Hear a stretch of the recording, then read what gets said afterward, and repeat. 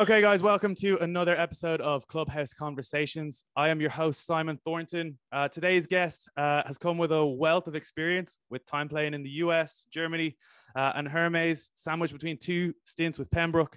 She's also represented Dublin in football and is soon to be a doctor. Joining me in the clubhouse today is Sinead Loughran. Sinead, welcome. Hi, how are you? I'm good. How are you? Thank you. Thank you very much for having me. Yeah, no problem. Happy to get you on. Look, we're going to dive straight in here. We've done this with everybody, and literally take us back to the very, very start of your playing career, back when you were a kid. What was it like? How did you start? Started? No pressure if the details of it. Okay, so I started, I suppose, in Mount Anville in secondary school. My best friend actually at the time was she was in Pembroke actually, and she was always getting me out, and I kind of didn't really have any interest because I was playing football all the time. Eventually, I kind of just picked it up in school, and yeah, kind of snowballed from there. I think I started around, it's been like properly around 14. What is that? Like the minor kind of, is that second year here? Yeah, something like that. And I kind of kept going from there. Yeah, and just the whole way. Yeah. Mount Anville. I'm still in Mount Anville, so you know. Who are you? Yeah, coaching. Are you coaching up there? Yep, coaching up there, and Orla's back in there at the moment as well. So yeah, we've been. Oh, that's class. Great school. Yeah, it's good setup. Cool. Was Maeve there at the time? I mean, Maeve's probably been there since the beginning, so beginning of time. Miss McCarthy. Yeah. Oh, she was the best. We had Miss McCarthy and Maeve McCarthy and Claudia Tierney. Those are the two kind of main coaches growing up, and they were brilliant. Like, they were ruthless, which was kind of what you needed in that kind of environment. Yeah, they were really, really good. So I think there's no Claudia's not there. I think the club's named after, but I think Miss McCarthy's still there. Oh, she maybe. Yeah, still in charge, still ruthless. Yeah. You always want her on your side, but you never want to cross her. Oh, she's gas. She's so funny. She came in our fourth experience trip, and she was just a hoot. Like, yeah, she's a legend. And we'll probably put down as a legend of the game as well, because that Mount Anville program absolutely just produced some serious winning ability, I suppose. Yeah, I know. And even, to borrow her phrase, stickability, because there's so many Mount Anville kids that just continue playing even at like lower levels. They just keep going. They just love the sport. Yeah, they do actually. It's a good setup. Yeah, very lucky. So then from Mount Anville, did you start playing like fillies and stuff at that age, or did you just play in school? I only played in school. I didn't really. I was balancing the two sports at the time, so GA football and hockey, all the way up until I was about 16. And I did like Leinster under 16s, and that was really it. I think I did it for 2 years maybe. And I didn't really have any time or interest to go play in club. I suppose I didn't really understand the concept of it either. I just kind of was just happy out doing the Saturday mornings with school, and then I'd have probably Sunday, Saturday afternoons with GAA. So that was really what I did. So when did you then probably make the step to club? Because you would have been one of the few, you're maybe one of the few that, you know, hasn't sort of come up through the club system as well as the school system. When did I step through? So I went Pembroke, I think, for like 3 months prior to going to the States. So the States are leaving cert. And I went over to UNC in North Carolina I think I started in the January. So you can come in like midway through the year, but actually start your year then.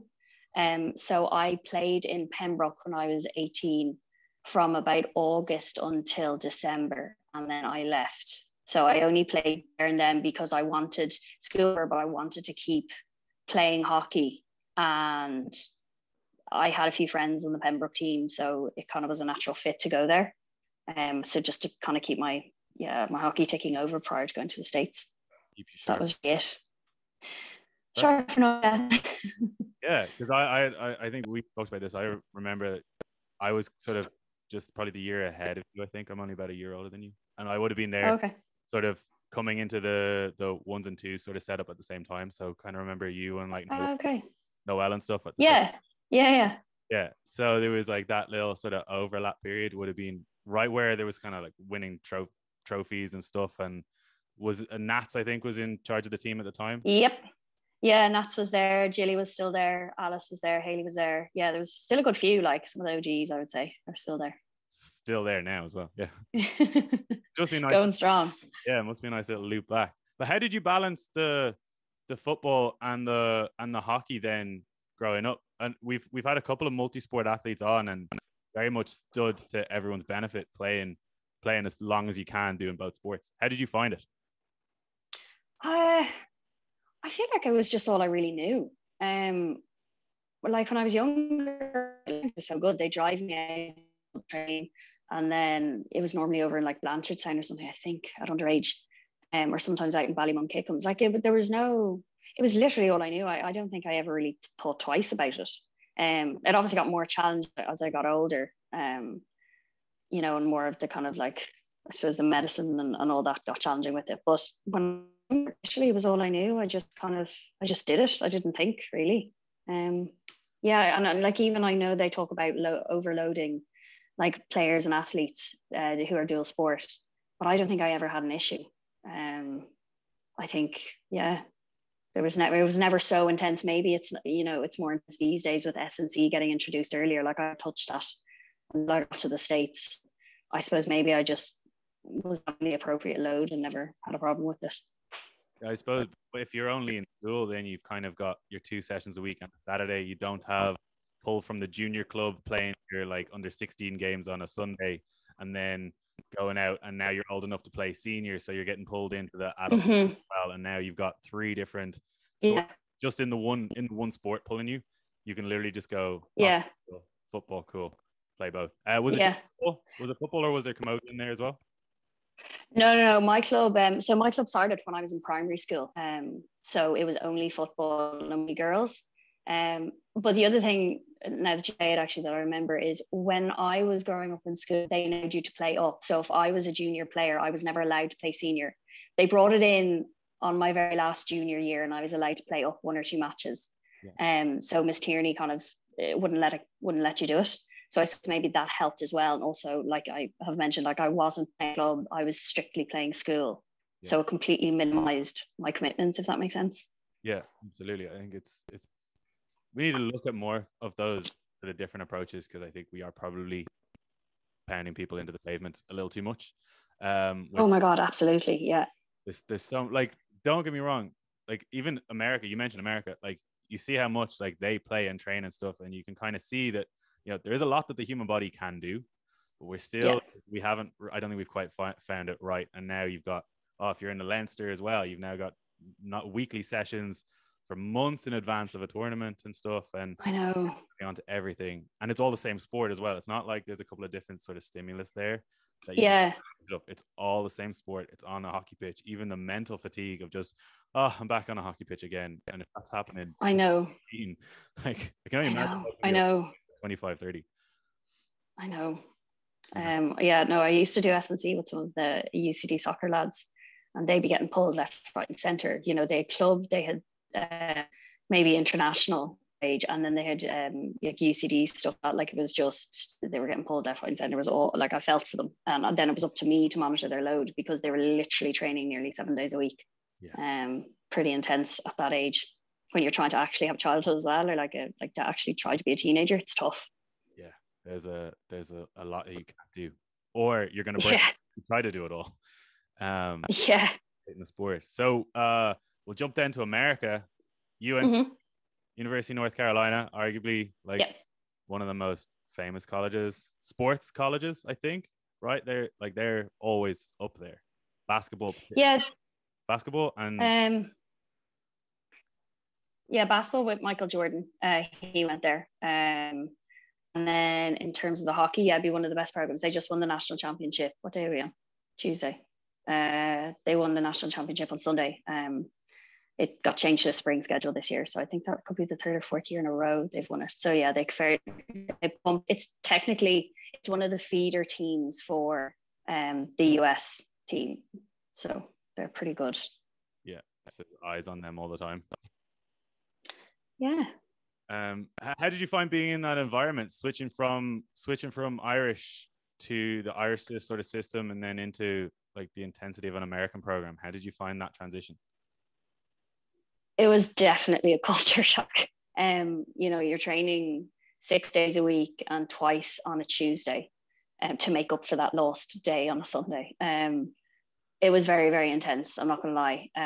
But eventually, eventually, you just kind of sing it with and just get stuck in, and it's really, really good. Like, everyone around you is going to do the same thing and pushing through, and it's phenomenal. It not only kind of developed your athletic ability, but it helped you learn how to balance your academics with it, because you're essentially a full-time athlete in a professional setup, a professional program, and then you have your degree in the back.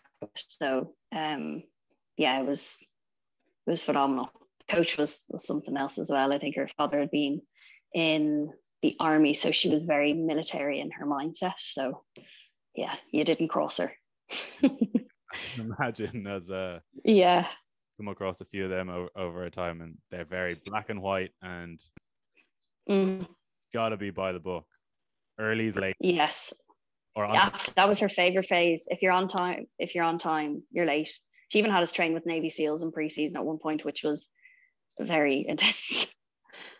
Some experience though. So what are some of your sort of overriding memories from that time? Obviously you said it's like training basically as a professional athlete, which is probably the reason why it's worth encouraging people over if it's something that they're interested in, especially if they have aspirations to play up, because nowhere in Ireland really at club level, unless you get into the national team, that you can get that sort of experience really, or your class, the Hufta class or something, but those are even far between. So what was your sort of overriding experience there? Look, I think it's really, really intense. Well, certainly the college I was in, but it was so good. Like, God, it's even hard to just like equate it to a setup over here. Like, you literally, I suppose the resources were so good that you had just training every day on an immaculate pitch. You had doctors, you had physios, you had everything you needed. The weight room was just insane. Like, I don't know, like it was just massive, huge. And it was like double decker. Like, the whole experience was amazing. I suppose I definitely had to learn my mission, because going over there, food selection and stuff, I definitely had what we call the freshman 15.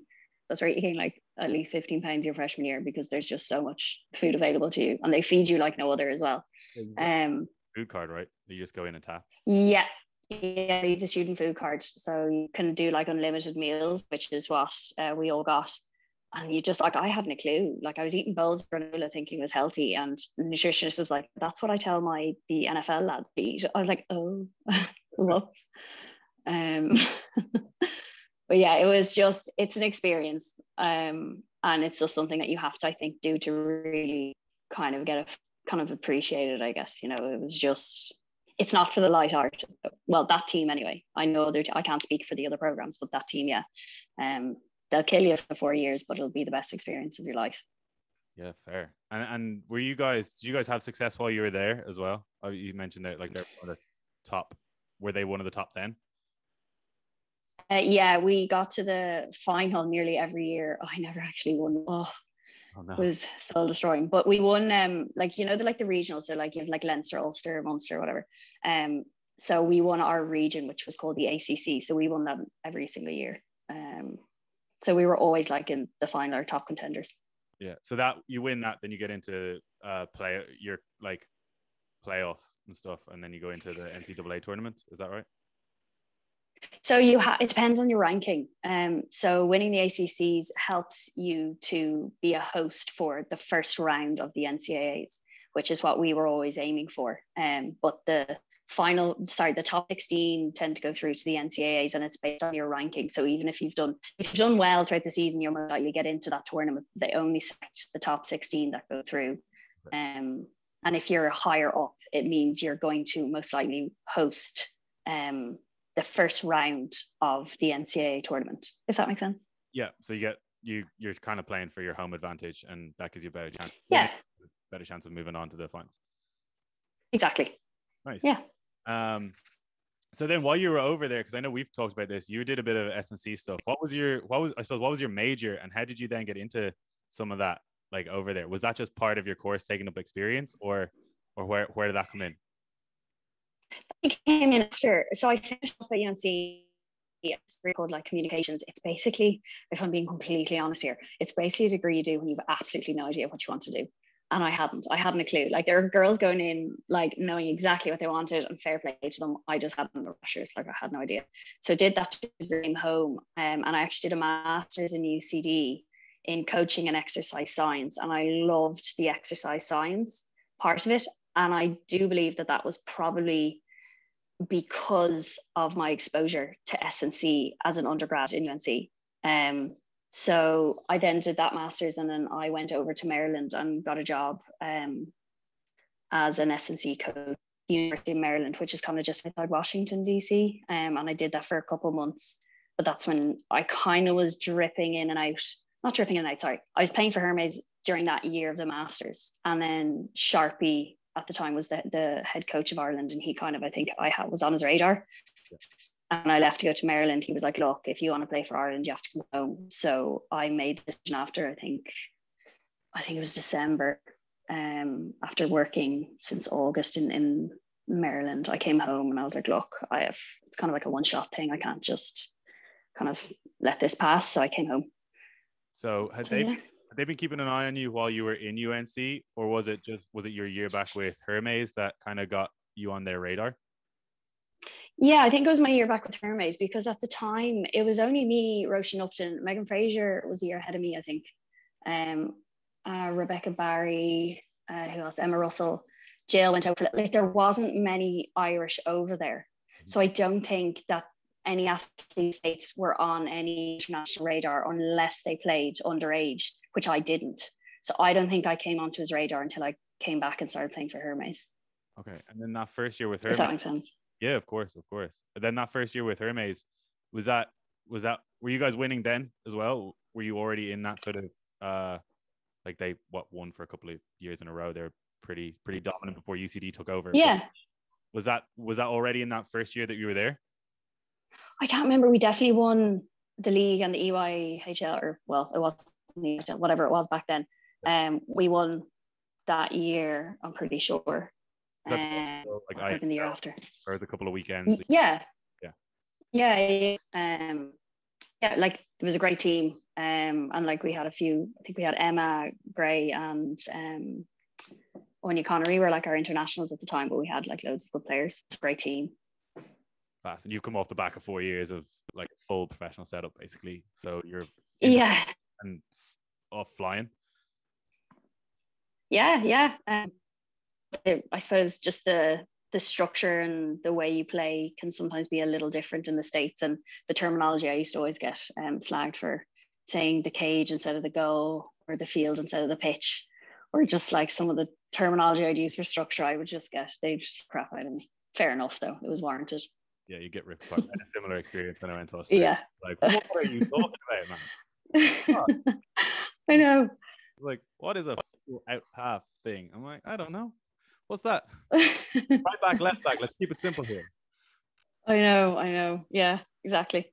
Yeah. Then how was that transition then back from there, where like everything is sort of on a plate for you, to a lot, like food's there, medics are there, everything's there. How did you transition back home? How did you find that transition back? Because clubs don't have that here. Yeah, it was tough. I remember thinking, God, like there's not enough training, there's not enough S&C, there's not enough like pitch time or team time. But I suppose when I stepped back and like realized, I was like, look, people are playing this for fun, which a club system in America, it's coming up now, but it's never really a thing. They kill you for 4 years, and you either in college and you either move on with your life and you never touch a hockey stick again, which is just insane. You literally from 100 miles an hour throw, or you go on to the national team. That's really their only option. Whereas in Ireland, I suppose I'd never played club, so I wasn't aware really that people play this sport for fun. It's a social sport. So of course people aren't going to give up 7 days a week for this, like, which is completely understandable. So yeah, definitely an adjustment. I still have great crack, like it's really good. Right. Yeah.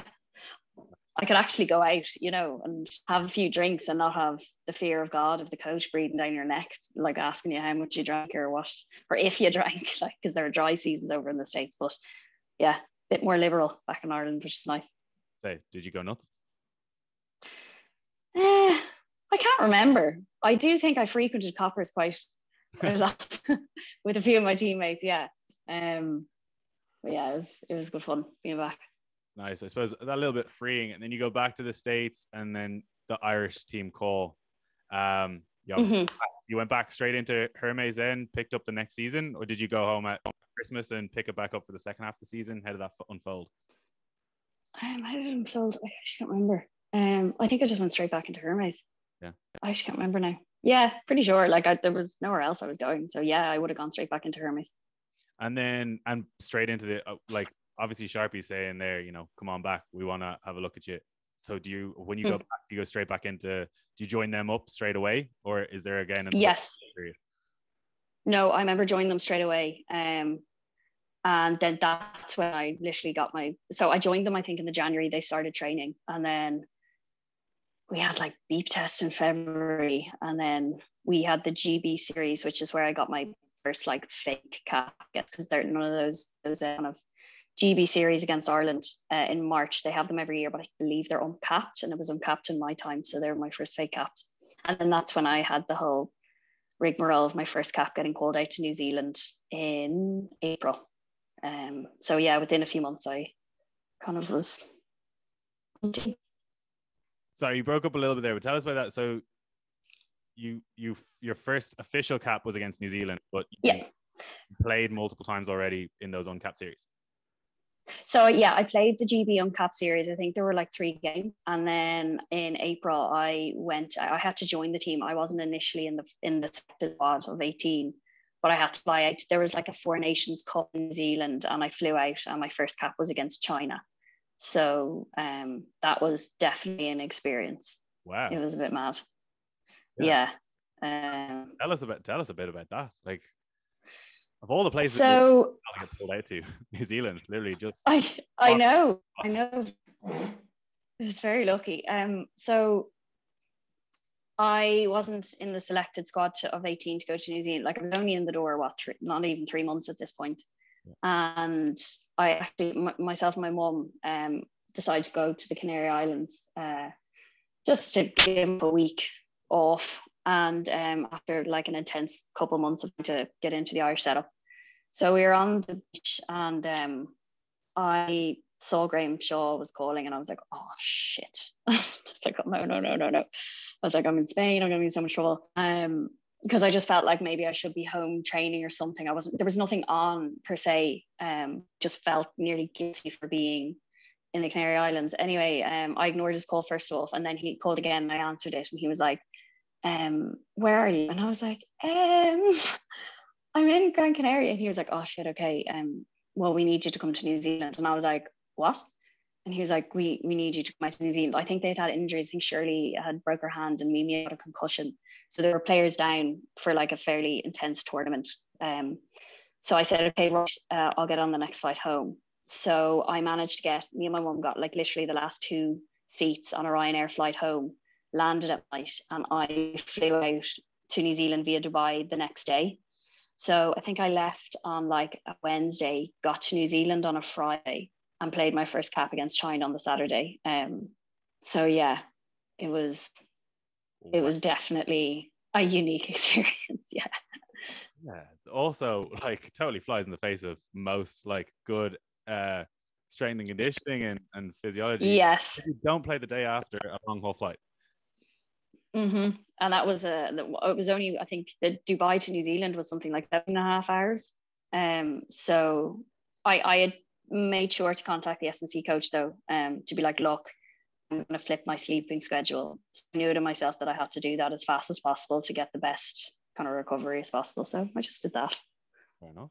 And then did you play the full tournament then? Yeah, I played the tournament. Yeah, not a bother. It's fine. Wow, tough. Yeah, I was a young spring chicken back then, so it's fine. Fair. Some story about your entry, like that's in the space of what, 3-4 months? That's incredible. Yeah. And makes it good quick for stuff like this. Perfect. So then going on then from there, that's you in, or then you sort of floating in and out after that for the next little while, or did that kind of get you in there and stamp your sort of make your mark? I suppose I was never really like a first team player, if that makes sense. Like I was never going to be completely like a guaranteed selection, if that makes sense. Like that was never me throughout the whole process. Okay. So I guess I floated in and out, but I played loads of tournaments, got selected for various tournaments throughout my time with Ireland. So, but like I'm very well aware, like I wasn't like the top player by any means. But yeah, I got selected a few times and didn't get selected a few times. Okay. And how did you do that? Were you aware of that at the time and were able to kind of sort of shrug it off, or were you like, why am I not getting selected? How do I get further in? Like, what's the story? Or were you kind of like, I'm pretty happy getting in these? I didn't mind for the first while because I completely understood that I was new in. Like I understood that experience could go a long way, but then I suppose as time moves on, you kind of get a bit like, well, why am I getting selected? But you kind of have to push through, and like that's the whole difficulty with international sport. It is really, really competitive, and you have to be prepared for that. It's not, you go from being at a club level, you are potentially a big fish in a small pond. And then when you're an international, you're small fish, big pond kind of type thing. So you do have to be aware that you have to work really, really hard, which I did. And in fairness, like I did play a lot. Yeah. Like I did get selected for a lot of tournaments, but it's competitive and coaches select people for different reasons, and it might not be the same reason the whole time. And I think you have to just respect it and try to move on as difficult as it is. So yeah, you're getting up there, and like if it's not easy. If it was, everyone would be doing it. Like exactly you are going from a small pond to a shark tank, and like everyone is a shark. Yeah. You are all Yeah. the best of your sport, so it's understandable. Did you like mentally then, like you become pretty resilient playing in America, I imagine. So did that help you out then being in that setup and coming in and out a little bit, or did you have to get dealing with it, or were you literally just you had that resilience already? How was that? I think I was fairly resilient for the first while, definitely. But then towards my latter years of Ireland, you get it's just way more difficult. And I suppose that's because when you're in the environment, it's hard to take a step back and then look at the bigger picture. It can be because it's so competitive, and you're nearly becoming defined by it, if that makes sense. Like it's nearly becoming a part of your identity. Whereas, so that like if you don't get selected, you nearly feel like it's a slash against your identity. If that makes sense. So yeah, it was definitely tough in the latter years, but at the start, like you can't learn to roll with it. But it just got a lot more difficult as time went on, I would have said. Yeah, that's understandable. I suppose again, we're also amateur sports, so there's a time commitment there as well, and you're investing. Yeah. You're not getting rewards, so at that time debt starts to build up. I suppose there's also that of like, I'm putting all this in. I'm an Irish player. When is my time to become one of that bunch that's sure of it? Because now I have the experience and all that. I'm sure that starts to add up as you go.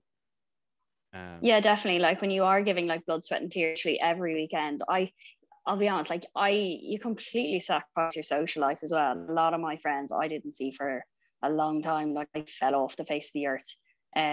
From both growing up playing GAA and hockey and not having a lot of time, then going to the States and then going straight into international. Like your social life and a lot of like what you should be doing as a teen and adult, like growing up, like it is sacrificed. And I suppose that wears you a little bit as well, I think. And that's why it probably becomes a little harder as you get older, because you realize you're sacrificing things and you're turning and looking at your friends and they're kind of getting on with their life, and you've literally put your life on hold for sport. So when you don't get selected, I think sometimes it can hurt that bit much more, because you're like, I'm literally sacrificing everything to get these selections and they don't come. You're like, Jesus, I've just put like 3 years on hold. If that make sense? Yeah, of course. Yeah. So there's been like there's part of it of like, maybe there's some stuff that there's that FOMO of like, I'm missing out on some of these things. Some of those things, like I know with my mates particularly like, okay, I wasn't playing a high level, but I thought I was close enough for a long time that I was trying to get there. So I put everything into playing, coaching, just being on a pitch as much as I could. There are some things that I missed out on, or wasn't there for. There's a lot of drinking, there was a lot of partying and stuff like that. Looking back, I actually don't. Is it actually possibly a good thing? Maybe there's too much of that in particularly Irish young culture, that maybe that actually, although you missed it, maybe to some degree it's for the better, that maybe actually some of that stuff isn't necessary for to do that back then. But then at the same time, you do have to grow up and make your own mistakes and sort of experience all that as well to become a rounded human. So it's kind of, I don't know, a balance that needs to be struck as well. You know, you get I definitely agree. Like I think it's exactly what you're saying. It's a FOMO. You might not actually be missing out on much. You're missing out like a couple of nights out here and there. Like nights out will always be there. I think it's the idea that you're missing spending time with people. It's not necessarily maybe the act of going out and having a few drinks, or, you know, going like all the girls did like J1s or those kind of things. Like it's not actually missing physical things. It's missing the social element, I think. Was difficult for me. It wasn't the fact that I didn't get to go drinking. Like and you'd have drinks. Like, trust me, the hockey girls can bloody put away the pints when they need to. But I think it was more kind of like FOMO, like you're saying.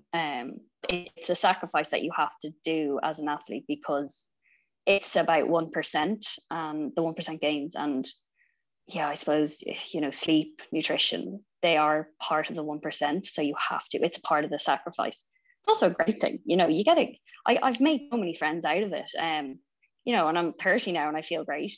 You know, so they're definitely positive in it. It's not all negative, like at all. Yeah, for sure. Like, I suppose that is the thing there. Like, you know, it's the J1s, it's the 3 months traveling, it's all of those life experiences that others have.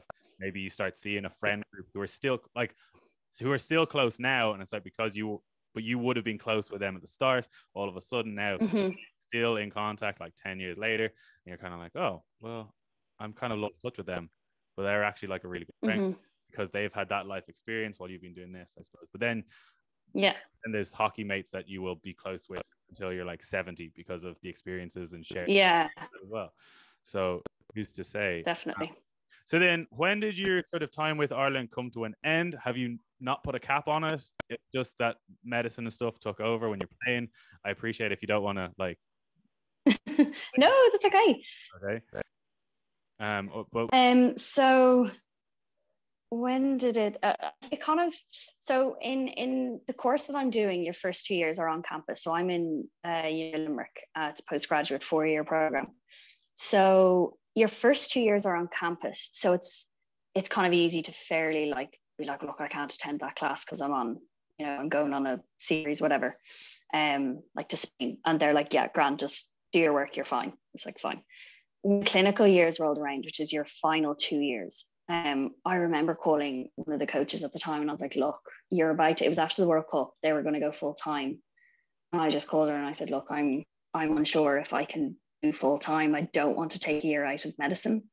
You know, I'm going into clinical years. I can't just take 3 days off a week because it'll impact, you know, your learning and your clinical experience and your career. And like, if you take 3 days off a week, you know, you do not have enough clinical exposure that the medical council will clear you. And that's completely understandable, because you're dealing, you know, with people's lives essentially when you graduate. You know, you can't just say, oh, well, sorry, I don't know what to do with you here because I actually missed that in my clinical skills. You know, you can't do so. I just kind of called her and I said that, and she said, okay, yeah, fair enough.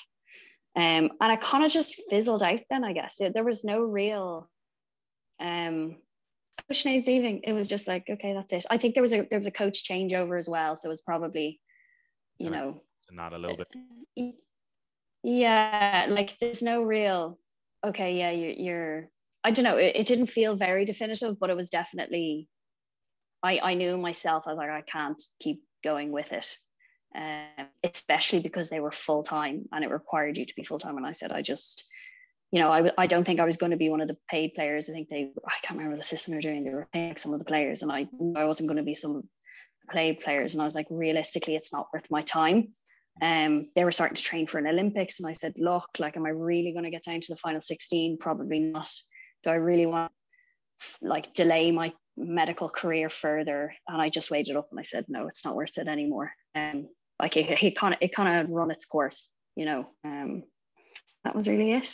And have you shut the door on that now that you're potentially qualified very, very soon? Would you try to make another push, a late push again, or are you kind of happy, get stuck into medicine now and start practicing and play some club hockey to a high level, and that's enough?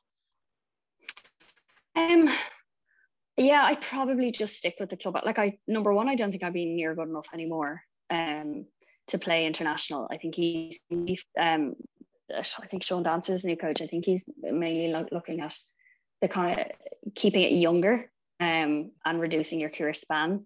I could be very wrong in that, but it kind of seems that way, that he's kind of getting new athletes. You come in, you get your job done for a couple of years and you leave.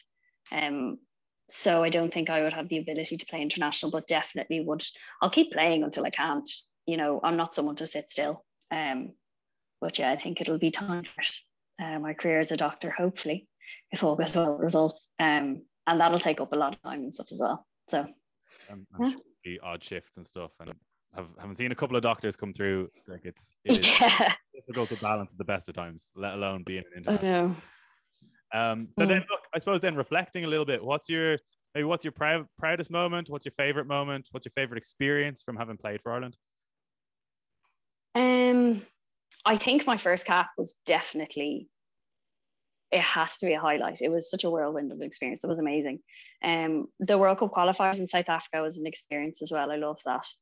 And I just made so many friends, and they're going to be lifelong friends as well. And I think that's invaluable in kind of the sporting world as well. They're probably the main things. And then, yeah, it was an experience. I know my career wasn't as long as many other players on that team, but it was like perfect for me. Yeah.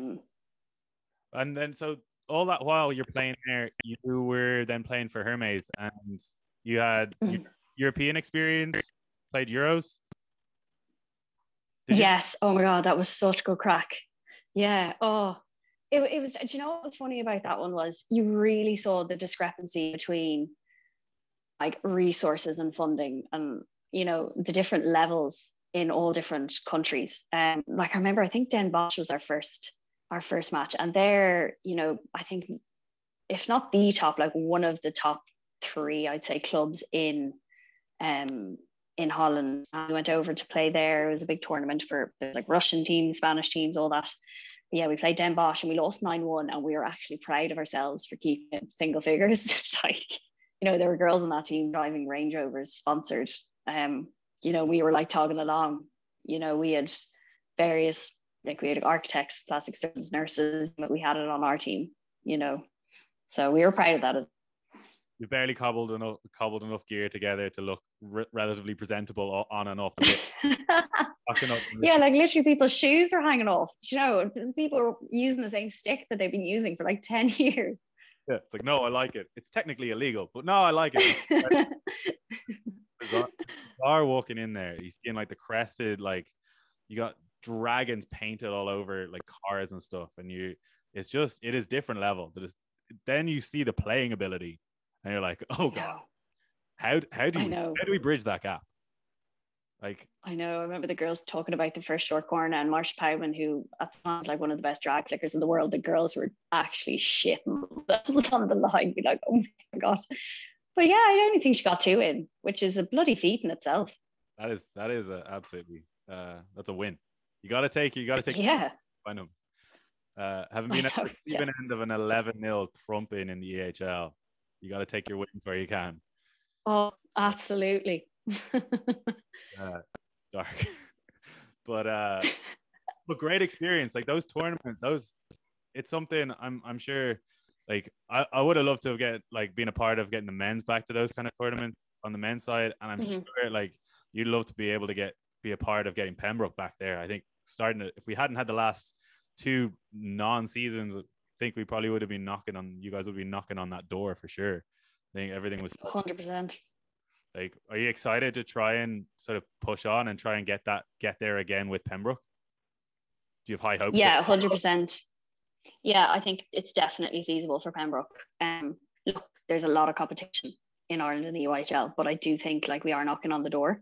Yeah, like I'm really excited to get back. I'm playing Dublin at the minute and training with them, but sure that'll be over.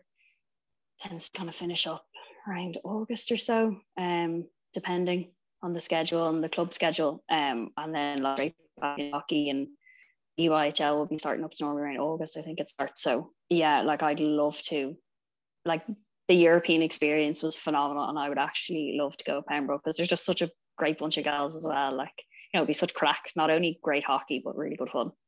Yeah, you get to go to some really nice places as well. They always, especially great to go back to Holland. Have a tournament in Holland is like nothing else. Like I know. It's class. Yeah. Amazing. So tell us a little bit then, you mentioned Dublin. Tell us a little bit about that. So you came back to football after quite a long break. Yeah, so it was about 15 years I took because I had to make a decision when I was younger. So at about 16 or 17, I chose to focus on hockey to get me to the States. And I just kind of spiraled from there. Like I never really intended to play international. I never thought I was good enough. And that kind of just happened. So after I finished up my international career, I decided to go back and play football. And I played on the junior team and like who's in hockey. So I played like kind of like a few matches for them here and there. And then I said, oh, I'll give the ones a go. Like I know some of the players from underage. So that was my club. So I played ones, and then after a quick season last year, Mick Bowen, the Dublin GAA manager, he gave me a shout. Do you want to come in and play? And I said, I was a bit shocked. I was like, what? Okay, sure. No expectations on my shoulders. Like it had been 15 years since I'd, played properly. And yeah, just training away with them now. Brilliant. So it's pretty intense, but it's good. Yeah, it's they're great. They're a really good setup. Again, it's very professional. They run it really, really well. So I really like it. So how do you find the differences there? I suppose, is it a step up, I suppose, from maybe the club hockey setup, but not quite at international sort of setup, or where would it maybe come if that was your sort of spectrum in terms of training and resources and stuff like that? I would say you're looking at more of an international setup. Like you're training Wednesdays, Fridays, Sundays. And then gym Friday morning, so you just do a day on Friday and Monday. So like, you're training it's very full on. And like the resources are great as well. Like we get fed after every pitch session. You're really well looked after. Yeah, they really look after their athletes there. They're great. Yeah. So although you're not getting like a professional contract out of it, you're at least getting perks and benefits that help make it a lot easier to commit to that kind of a program. Yeah, definitely. And I suppose for me, I'm not really in it for a professional. Like I'd never be in it for like a monetary benefit. I'm in it because I actually really enjoy it. So anything that comes with it is just an additional perk to me. Fair. That's a great way to look at it, because that's freeing. Yeah. You're not relying on it. Sammy was on here. We were talking about, we had a bit of a chat about his time with Dublin. And we kind of talked about, and we'll get your thoughts. And obviously you're someone who just wants to play sport for the love of it. And like you said, you're moving, we were talking about how there's like they're expected to play on a professional schedule, but they're amateur players. And I know that going into it. And maybe it's a little bit similar, I suppose, to college players, and particularly in the more monetized sports like football and basketball, where they're not paid, but they are just run to the ground, and there's a ton of commitment. Where do you feel about that? Do you think it needs to move to be rewarding the players a little bit more, or is it kind of where you come into it knowing what you're expecting? I think it's tough, because when you look at something on paper and you step back and you look at the schedule, you're kind of thinking, look, it's It's pretty simple. But when you're physically in it, it's very different. It's not just, if sport was just the physical element of exercise, everyone would fly it. It'd be fine. There's the mental aspect, there's the emotional aspect. You're physically drained, your immune system becomes compromised, so you can get sick quicker. Your social life becomes compromised because, for example, I'm training Friday, Sundays. I can't, like Saturday day is the only day I have. There's all that with it, and I think that completely takes its toll in addition to the physical element, if that makes sense. So, you know, if you had a job 9 to 5, like I'm sure when you look at it, you're like, this fits in, it's fine. I'm looking at my schedule at 7, I finish work at 5. There's no problems, grand.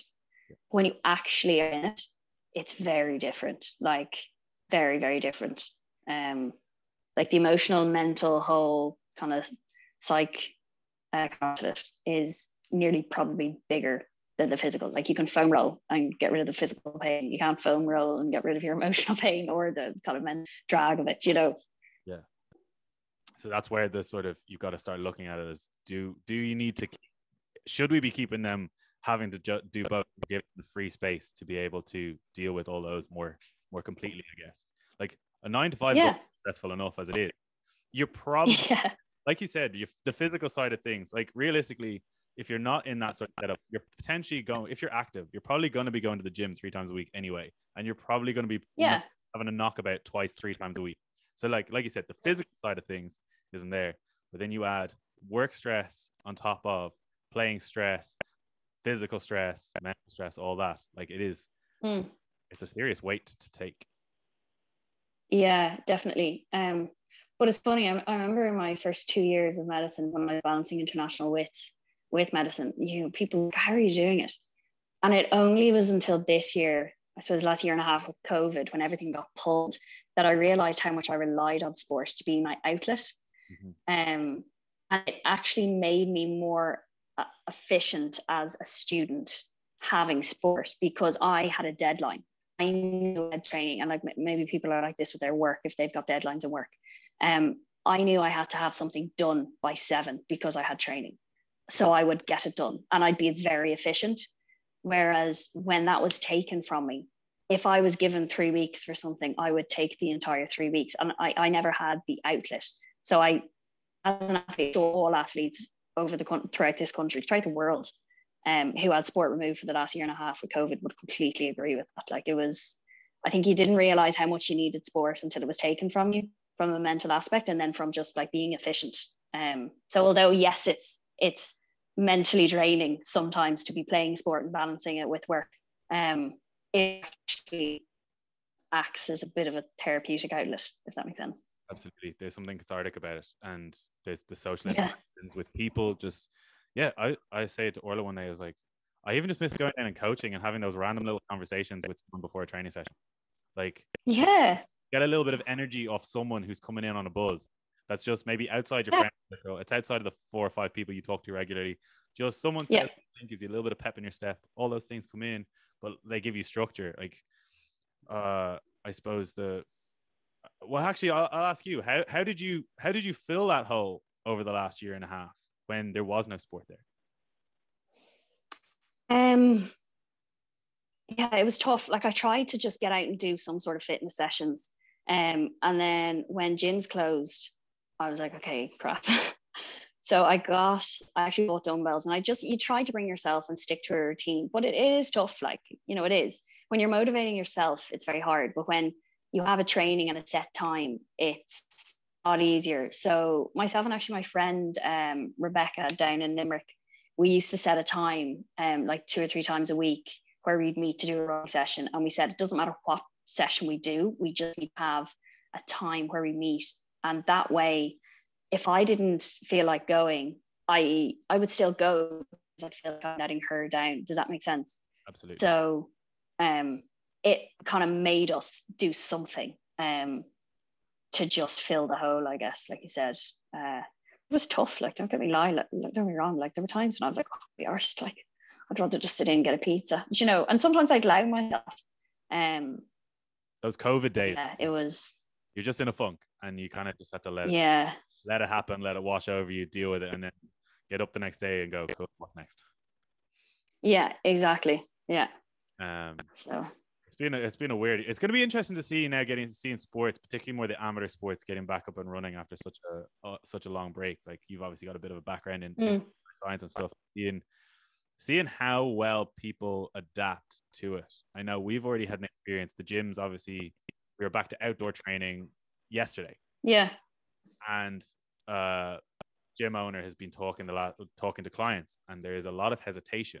We were talking about this. We saw it in school as well, a little bit coming back to summer sports.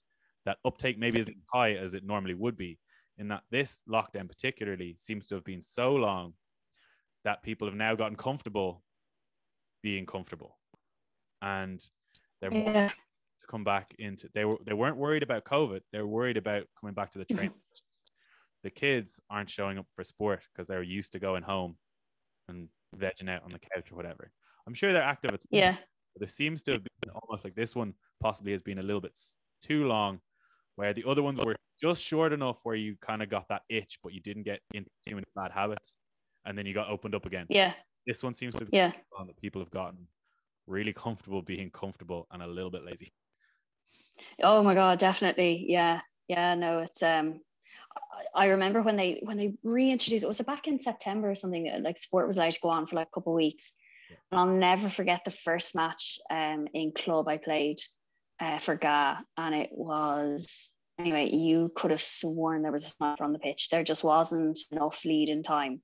There were ankles getting broken, there was a wrist broken, there was a calf that was torn, there was an ACL, like literally in a one match. It was insane. So I really hope that, teams do take care and actually like gradually build load, especially like you're saying, this was a longer lockdown. So I can imagine the carnage that could happen if you just suddenly played a match. Like, there needs to be a gradual kind of reintroduction to load. Absolutely. Yeah. We had the season threes back on the pitch last night, and even then, I just wanted to play give some various different versions of just match play, because again there was no restrictions on having to do social distance hockey. So it was like, well, let's try and give breaks, but let's just play various 1v1s, 5 aside, and then like a 7 aside. Well, I'm just waiting for the text to start coming in of like, oh my God, I'm broken. Because even what we did last night was probably too much for the amount of work that's been done over the last few weeks. But then there's a balance. People play. I don't know. It'll be interesting to see what happens now over the next few weeks. Yeah, I certainly died a slow and painful death. Last week was my first week done. I had to come in 2 weeks late compared to the rest of the team because I was sitting exams. And dear Jesus, after the first session, I actually thought I'd been hit by not only like a 46A, but like a 16-wheeler bus. Like I was like, sweet mother God, I am not 18 anymore. Yeah, 30 feels different. Yes, yeah. I'm 30 flirty, but not thriving. I'm not thriving. I don't think anyone is really thriving at the moment, to be fair. Look, I suppose we'll move on a little bit, and you're a very proud out woman. And how have you found that? I suppose in sport first, how have you found that? Maybe, I don't know, as a bloody straight white male, which has kind of controlled the narrative wrongly over the last while a lot. Like obviously, from my perspective, sport seems to be, I don't know what the right word is, but there's certainly female sport. There is a more of an awareness maybe with the LGBTQ community there, more so than there would be maybe the lad side. And sports in general, not just hockey, I suppose. There's as long as I've been playing, there's always been more of an awareness of that side of things. How have you found your experiences? Is there truth in that? Is there not? Is it just actually it's a reflection of everywhere else and people just don't talk about it? What are your thoughts? Yeah, I don't know. I suppose maybe growing up, I remember thinking, or people used to say like, oh, lesbians play hockey. But I can see now from playing hockey and playing GAA and other sports, like it's not really like that at all. There's some teams that you'll be on, there'll be loads of gay people. There'll be some teams you're on and there's none. It's really kind of down to the person, I suppose. I don't think sport will dominate, sexuality, if that makes sense. Like, some people might say rugby, there's more gay people. I think it just really depends on what team you're on. So yeah, I know what you mean. Like definitely growing up, maybe there were stigmatisms, I suppose associated with certain sports, but it's certainly not the case, I'd say, anymore. Like it's, being gay is very much like, it's very out now. It doesn't, people don't bat an eyelid at it. It doesn't matter what sport you play. It's kind of like, oh, yeah, okay. Yeah, do you know? Yeah. And now that's not the experience for everyone. And I'm aware of that. But for me, personally playing sport, like I never had an issue with it ever. I suppose that I probably had a bit of an issue in college. I probably around the time when I began to know I was gay, and I think it was my third year in college that I ended up dating my teammate, but we actually dated in secret because we were in kind of like the south of America, and it wasn't, not that it wasn't acceptable, but it certainly wouldn't have been as accepted as being straight. And I felt very comfortable. The South isn't known for being the most progressive, let's be honest. No, exactly. And we weren't necessarily on the Bible Belt, but close enough to it. So yeah, that was definitely very tough. Because I remember living in fear, like the guts of a year and a half, being like I can't sit to anyone. I eventually told people back home, but I never told anyone in college. Like we graduated, my girlfriend at the time was a year ahead of me, and she graduated and then I graduated, and we never said anything. And people probably kind of knew, and they used to make comments, but I just tried to ignore them. But that was definitely the only time in sport where I felt that being gay was going to have a negative impact on me, if that makes sense. Whereas when I came home to Ireland, I've never found that I've been at a disadvantage because of my sexuality. Even in my career, even that I haven't really, I suppose I haven't actually physically worked as a doctor yet. But as a student, I've never been disadvantaged because of it. I suppose it says it's a great sort of testament to how much Ireland has changed, I suppose, over the last few, let's say decade, maybe even more recently, I suppose, only the last decade, really. It's how much it's changed. Was it, so I suppose, like, coming back, obviously, as obviously, I don't want to dwell on the negative, but was it fear, like, what your teammates would think, what coaching staff would think, or what, like, supporters and whatever, what they would think, or where was most of that coming from in that experience, and of why you had to feel like you had to sort of keep it hidden? I think it was fear of being judged by my teammates, and then from my coaches. I was worried. So they control your scholarship, they control your funds, they control, pitch time. I was petrified that if she knew, she'd pull my scholarship. Now, like, there was nothing to say that she would do that. It was just what I felt. Like she'd never done that to anyone. So I suppose, yeah, it was kind of the fear of the judgment and the kind of social fear. And then there was fear of like, this could impact, my playing and my scholarship here in America. But I think that was also underpinned by me not being totally comfortable in myself. Like I wasn't sure. I was still trying to come to terms with my sexuality, and I wasn't really sure what was going on. So it's very difficult to stand up and, say, yeah, I'm gay, I don't really care what you think, if you're actually not sure. Yes. And when you're in this like confused mindset, it's very hard to stand up for yourself when you're just not really sure what you even feel. So I think that's probably where it initially came from. If I had been sure, I'm sure that I would have been more comfortable, but I wasn't sure. So I think that's where a lot of the fear came from. Yeah, I suppose to sort of know it, like you always come across as quite like a confident person and like up for it and everything. So I can only imagine if you knew and were comfortable, like you would have strode into UNC and would have been like, here, and imagine that. With a flag. Yeah, like, what's up? I suppose then, so the step then to tell your parents or tell home and stuff while you were in America, or did you go home, wait till you were sort of on break and go home? I suppose, how did that come around? And was that freeing, and did that help you start to sort of feel sure about yourself? Definitely freeing, definitely feel sure about myself. And the only way I could describe it is you're just carrying this load on your chest. And when you finally sit, it's like that load has literally just been lifted. You feel literally a million tons lighter. How did it happen? So I told my two best friends at home, and one of them was convinced. I don't know where she got this idea. She was convinced my dad knew. So I was about to, like, I don't know where she got it, but I was like, okay. And I was very worried about my mum. My mum's dad, so my granddad, he was very worried about what she was going to think. And I knew my dad probably wouldn't care. So she said, okay, right. My best friend was like, okay, you're flying back to the States tomorrow for, I think I was flying back for like 7 months nearly. So I wasn't going to see them. And she said, right. She shoved me into the sitting room with him and closed the door. And she said, I'm not letting you out until you tell him. It sounds impressive, but in hindsight, it was the best thing she ever did for me. I told my dad and he didn't care at all. And he was just like, look, I have to tell your mom. And I was like, oh, shite. And I was like, here, will you wait till I'm on the plane?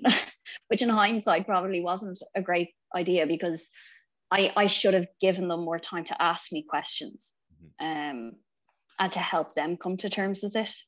And like, I know everyone has different coming out stories. And some people say, you don't necessarily have to come out. It's just kind of, it's nearly like, people like putting you in boxes. You don't have to kind of put yourself in a box or declare your box.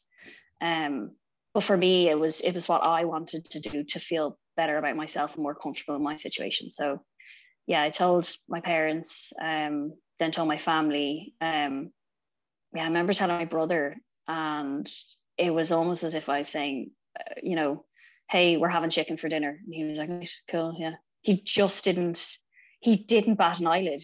Like, oh, okay. Like it was a daunting experience, but definitely weight off your chest. You don't want to suppress that kind of feeling. It was pretty awful for a while. Yeah, I can only imagine. Like, no experience. Like you said, we don't, like, a straight person doesn't have to come out and be like, yeah, that's great. It's just, yeah, okay. Yeah. So we'll never really have, I suppose, that understanding. We can, I'm sure, we'll be able to appreciate. But was it underwhelming? Was it a little bit like, oh, when there's a couple of like, oh, grand reactions? Was it kind of like, oh, thought there'd be more of a thing about this? Was that kind of reassuring? Was it comforting that people were so accepting? I know you mentioned it was freeing telling people, but was it comforting and reassuring knowing that people were kind of were perfectly okay with it and barely batted an eyelid? Yeah, definitely. I think you build this thing. It's kind of like anything. You build things up in your head so much, and anticipation is always worse than the actual thing. And I think I just built it up that I was just someone to be so ashamed of. I was like, I'm bloody gay. This is so annoying. Like, everyone's going to be so ashamed of me. No one's going to want to be associated with me. Like, I was really worried what people would think. But I think if people love you, they really don't care. But you're so worried that people will care. So when they didn't care, it was just reassuring, because it meant, these people love you, and all they care about is your own happiness, and that your best interests are in their heart. So yeah, it was nice. Yeah.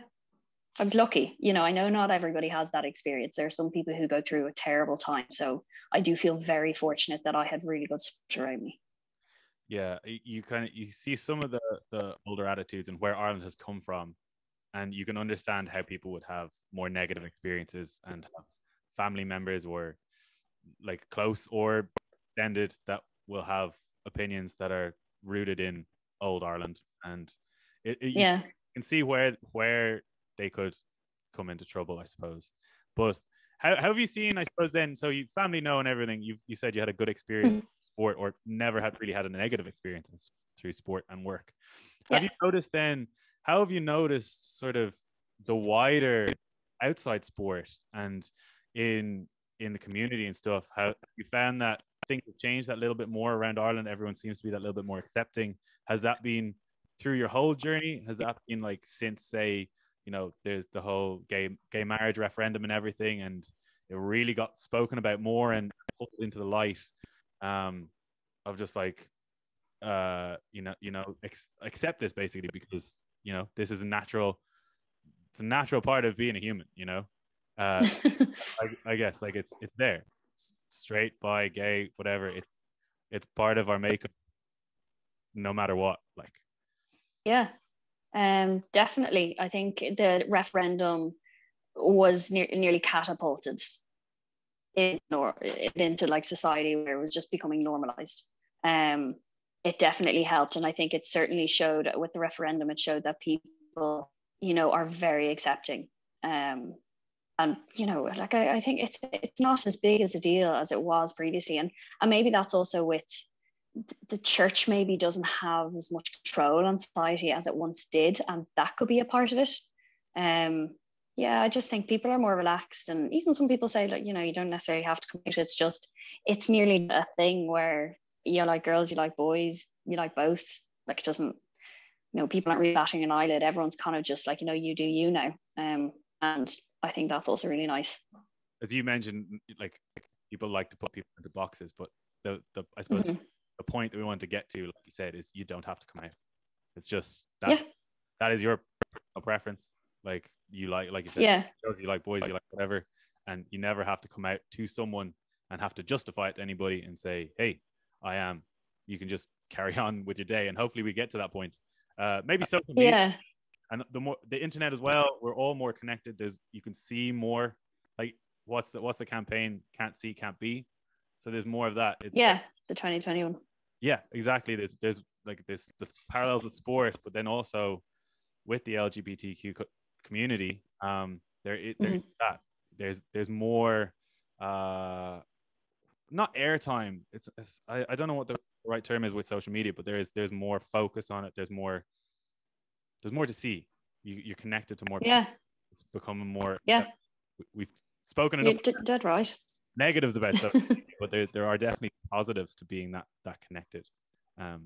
Yeah, definitely. I mean, sure, look at Netflix. Like there's a lesbian or gay relationship in nearly every show now, so people are actually visibly seeing it. So if you see it, it becomes normalized. Absolutely. We've been watching How to Get Away with Murder, and like couldn't. Oh yeah. That's good on. It was like class, absolutely enthralled. We literally every time we've got a chance, it's on.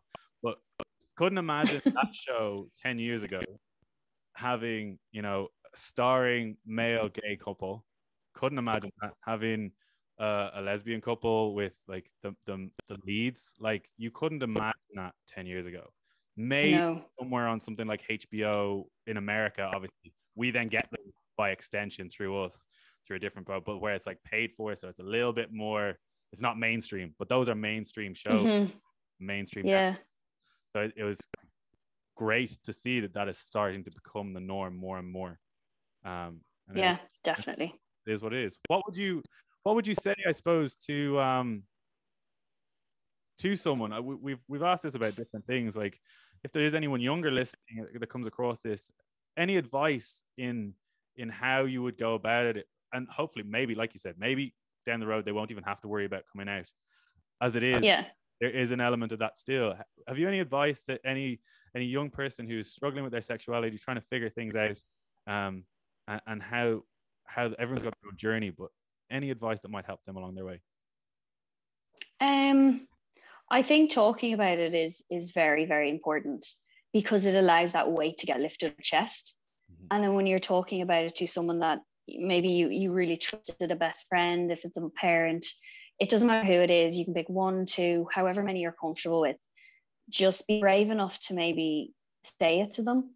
That way, again, the weight can be lifted off your chest. But when you talk to them about it, maybe you can help really fine tune your sexuality. Like, are you comfortable in yourself? And you can get more comfortable the more you talk about it. That will allow you to maybe come out. If you have to come out, it'll allow you to do that. But definitely talking helps so much. Like, I don't know what I would have done if I didn't have my best friends helping me. Like, they were my rock in it. And sure, my best friend shoved me in the door, but you could see sense. She was like, your dad is not going to care about this. Like, you need them and you need this off your chest. Like, they're your family, they love you. So, you can be so overwhelmed and clouded by your sexuality that sometimes you can't really see, I suppose, sense in a way. So when you tell somebody who's maybe more relaxed, can kind of see what's going on, they'll be able to help you come out if you have to, and just come to terms with it. Yeah, that's great advice.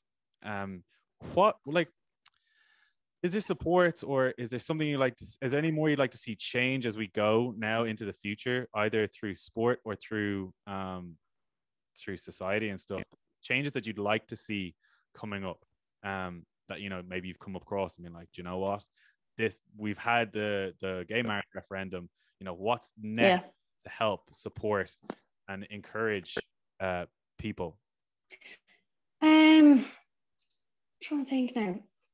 I suppose I haven't worked as an official gay person in the work environment. I don't know if it's something that maybe needs to be maybe more aware, or people need to be made more aware of in a work environment. Like, I can't speak for medicine, but I would hope that, you know, people feel like they're not going to get a promotion, that they feel like they can't get a promotion because of their sexuality. I think that would have to be really important. People need to be made more aware of it.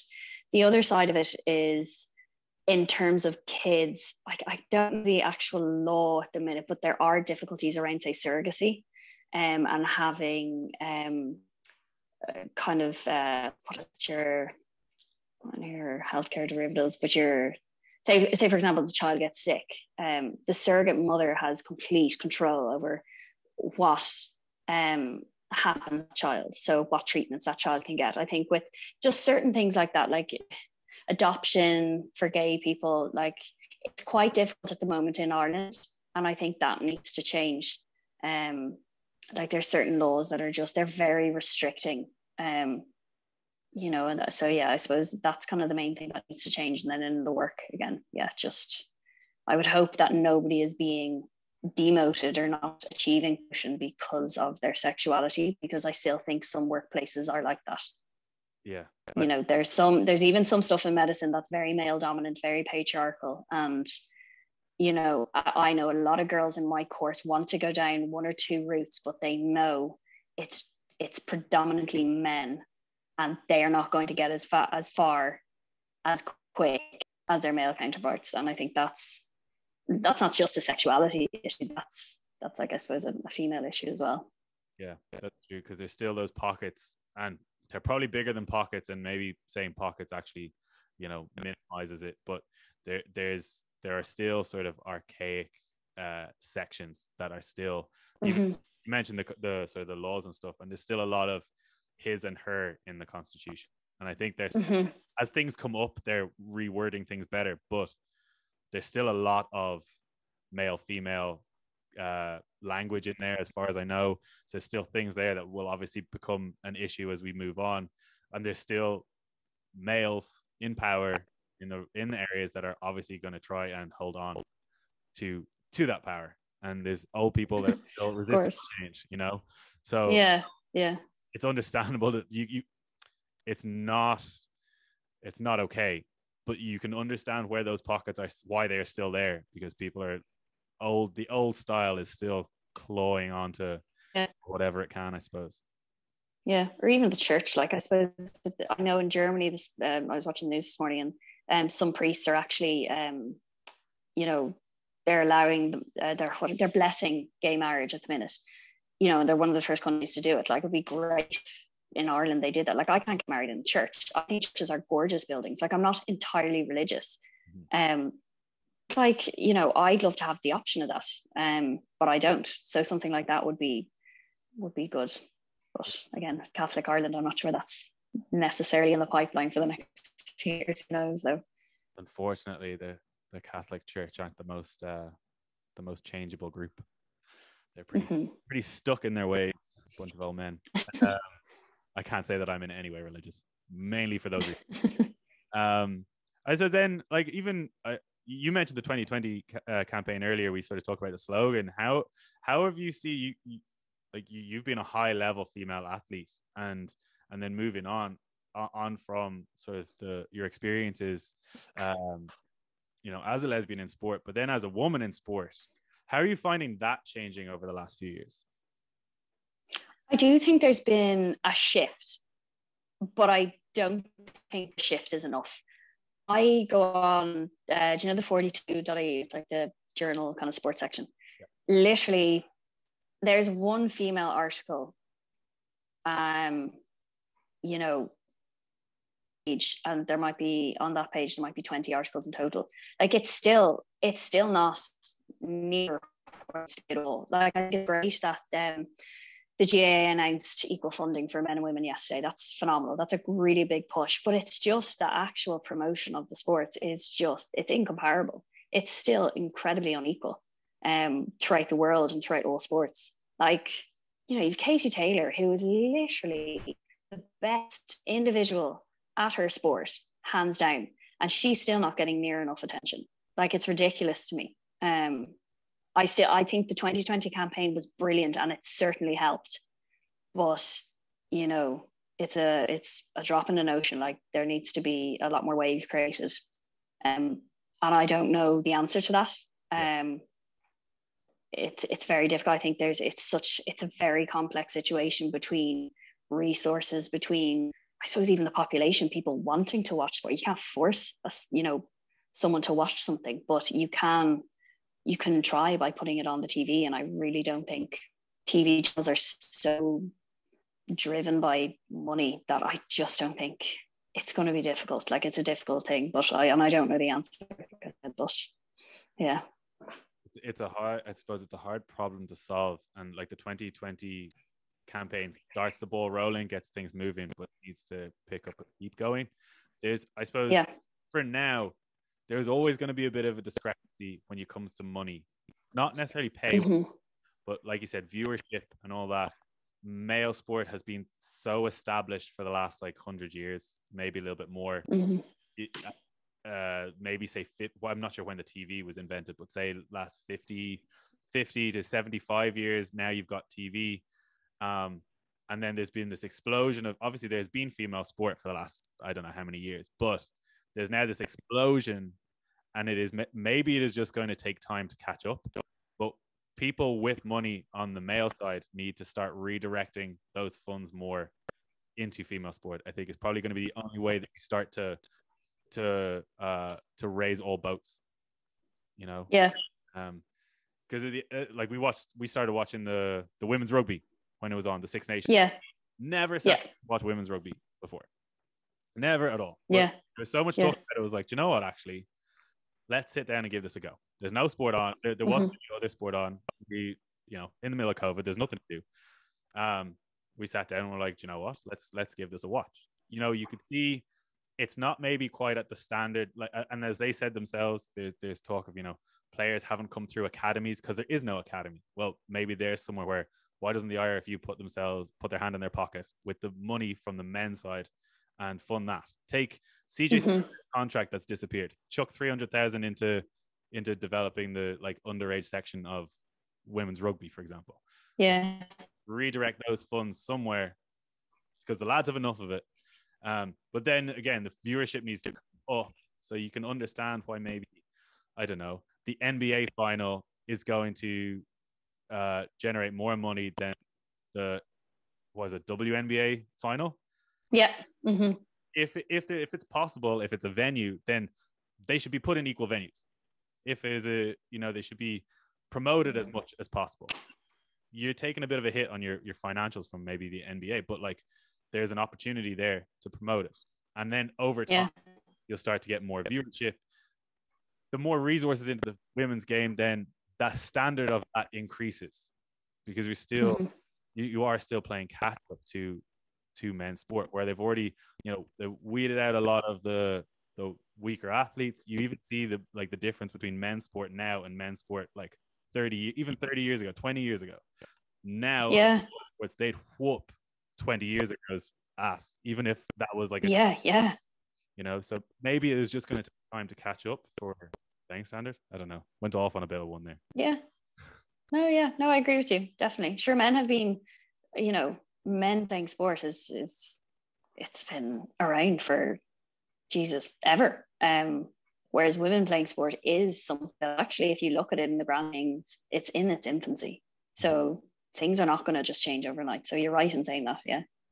But definitely, I think it was Elon Musk had a quote about, he likes to think, so someone's like, oh, I'm going to give myself 5 years to do this thing. He's like, well, do you know what? I'm actually going to give myself 6 months. And if I fail, I fail, but I'm going to be much closer to completing it than if I give myself 5 years. And maybe that's what we need with women's sport is actually, you know, we need to try and push this now as hard as possible and put as much effort into getting it to catch up as fast as possible. So that that's the only way really it's going to catch up soon, you know? Mm-hmm. Yeah, no, definitely I agree with you. Just a bit of a thought. Yeah, I went off on a bit of a one there. That's allowed. It's your podcast. Yeah, true that. So I suppose then medicine, you're moving into that wide open new world. Have you got any, do you want to specialize in anything? Do you want to just get started and see where the world takes you? What do you want to happen next now that when you get qualified? Oh, please God. I'm not religious, but please light a candle. But yeah, so I've put down a few rotations, and I really enjoyed my time in the ED, and I like surgery. I do not like GP. I find it too static for me, and I find that you're not working in a team. I suppose as a sports person, and you're used to working in teams, so I want to be in that kind of environment, and I find kind of hospital medicine might be the best thing to replicate that. If I were to pick 3 fields, I probably, now generally 3 of them, I like the ED and I like surgery because I find them actually very similar in mindset. The problem comes in and you identify it. And in the ED, you pass them on to the specialist, or in surgery, you identify the problem, you fix it, and you pass them back to the medicine team. It's very much, it's just straightforward. It's very logical. Whereas if you're working in hospital, kind of a medicine team, you tend to be poking and prodding and trying to find the problem. I'm not really interested per se in that. But look, my mind could change in here. I also like OBGYN, which is obstetrics and gynecology. So that's gynecology and pregnancy. I really enjoyed my rotation in that. But yeah, I don't know where I'm going to go. We'll have to wait and see. Yeah, time will tell, I suppose. You got to get in there and figure it out. The idea of those is great, but until you actually get in there and start doing it for an extended period of time, you won't really know if it is for you or not, I suppose. Exactly. Have you got anything lined up straight out of, when did you say it was September you can start? August? We start in June. Actually, they're bringing us in early, please God. We're end of June is when we start. So I won't find out where I'm going, what hospital I'm in. I think it's the episode out in early June. I've applied for all because I'm sick of moving around the country. So I'm hoping if I pass my exams, or I should say when I pass my exams, that I will get somewhere in Dublin, and I don't mind where. I'll just take it and roll with it. Yeah, I suppose once you get in, if you can get in somewhere, then you've got the bargaining to move somewhere else once you get some experience. Exactly. Grand. That's very exciting. Any advice? Because I'm sure medicine is on the top of plenty of people's lists, but you've kind of come to it in a roundabout way. You know, there's some people that are like, oh, I want to do medicine, but I'll never really get there, and then maybe never actually circle back to get there. Just go straight off like, oh, I'm gonna get my 7 years done now and go for it. Any thoughts from your experiences of doing it? Are you happy you did it the way you did it? Would you have liked to have done it at the start, or obviously you wouldn't have figured it out by then, I suppose, but any advice for those coming to medicine later on? I cannot speak for the people who are straight in after their leaving cert, but I will say coming in at this stage was so much better for me. I was someone who I never achieved incredible grades in school. I was always under the assumption that the people who do medicine are the ones who get 600 points. And I think that is probably one of the biggest misconceptions of medicine. You do not need 600 points. You just need to have general cop on, actually want to do it. So for me, I sat something called the GAMSAT. So that's basically an entry into graduate entry medicine. That means that if you pass that exam, you can do medicine 4 years as a graduate program. So that's what I took. And after you sit that, you get straight in, you have a degree already behind you, and you're with mature people who have had a degree. They may have worked, some even have kids, and realize that this is exactly what they want to do. So when you're with those kind of people, I think it makes the degree not easier, but certainly more enjoyable, maybe. I'm not sure what the word is, but you know, you're not 18 or 19 learning concepts that are going to save someone's life. You've kind of lived a bit of life and you've made a degree, like I said, or had a background experience in something else. So you know medicine is what you want to do because you've tried something else. And I think that speaks volumes. You're also, medicine isn't just about being able to treat someone. It's about communication and having actual personal skills, communication skills, which is probably more important, if I'm honest. If you can have general cop on and call for help when you know help is needed, you're going to be like a decent doctor. Whereas if you're somebody who's cocky and academically are brilliant and you know the answer, that's dangerous, you know. So I'd say for people who wanting to do kind of medicine, I actually really recommend the route I did, and that's the route that the majority of the world use. The US use it, Australia use it. There's a reason they use it. We're just kind of one of the unique ones where you go straight in, you know. Yeah, I think that's good advice for anything. Like, yeah, is that having that bit of cop on, that perspective of a few years experience under your belt, I think is huge. It certainly made life far simpler for me when I went back to study. Like, so like not just for medicine. I can only imagine this, having a bit of life experience, cop on, and the awareness, be like to know, you know, what to do and then how to communicate. Yeah. I found it going back with like 18-year-olds, and you're like, you guys don't know how to speak to people. How are you going to go in and go do physio or whatever it is you're going to do next? Like, you're going to get laughed out of places. Good luck to you. Like, but I know. They so true. Mental, but you're absolutely right, and it should be something to look at. But it's great advice, not just for doing medicine, but it's fascinating that the system has a setup that like you have to pick and then you have to go and do it, and that's the best way to do it. Not. I know. That's why I think the US system is really, really good. You apply to a college, don't apply to the course. And then for your first 2 years in the college that you applied to, you're kind of mixing and matching and doing whatever subject you want. And then you pick your major because you've tried certain subjects. So you generally have a better idea. It doesn't mean you have to use that degree. Like, I don't know many people who actually use their degree, but you know, it gives you maybe a little more direction that you think you might do after college, which is hugely important. You can cut out a few things. You have time to make some mistakes and mess around and figure out things out. But it's setting you up for the masters or the post grad, whatever it might be, that you can take and go. Because how many people have gone and done a degree straight out of school here even, and they've never used it. Most of them end up in different professions anyway, because they're just pigeonholed into something straight out the gate. They do it because they're supposed to do it, and they end up going back to the masters in something completely different, and that's not even talked about in school. You know, I know the value of a gap year. I think people are just so, I have to get these points. There's so much focus on getting points on the leaving cert, and then getting the course you want to direct your life, and it's just, for lack of a better word, it's flipping horseshit. Like, take a year out, work, figure out what you want to do, and then go back and do a degree. Like it you know, society has these checks in place that you feel like you need to be ticking boxes and as your life is on, and it's ridiculous. I think you have to move at your own pace. Like, fair enough, there are people in 5th year who know, I want to do medicine, and that's fine, off you go. But the majority, 99% of people, do not know that. So I think it's just the value of the leaving cert is just it's they put far too much emphasis on it, I think. It's not the best decision I ever made was dropping out of college just before Christmas in my first year. I was like, this is shite. I'm out.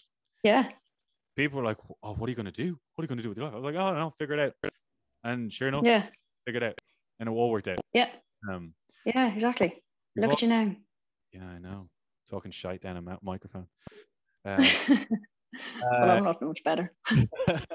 We will start to move towards the end, I suppose. Something I started asking, particularly those that are sort of still played, and this will sort of serve as a wrap-up question, unless you have anything to add afterwards. But I suppose, what are the biggest lessons that you've taken from sport that you've then carried on into the rest of your life? Biggest lessons. Wow. Um, I would say the value of hard work would definitely be time management and communication definitely will be another. And I think for me, I began to realize that you really need to surround yourself with supportive people. I think that's invaluable in what you're doing in life, not just sport. You need to surround yourself with people who may not necessarily fully understand what you're going through, but they respect you and they're going to be there for you no matter what. Because that will allow you to excel in your sport or in life in general. They're probably the main things I would take. And compartmentalize. That's a big one. So the majority of people are in Ireland are not, so they don't, they have to they have to like balance jobs or school or whatever it is. So I would say compartmentalize things is brilliant. So like if you're in school, you're in school. If you're at your pitch, and that's it. You don't blend them. You don't bring one into the other.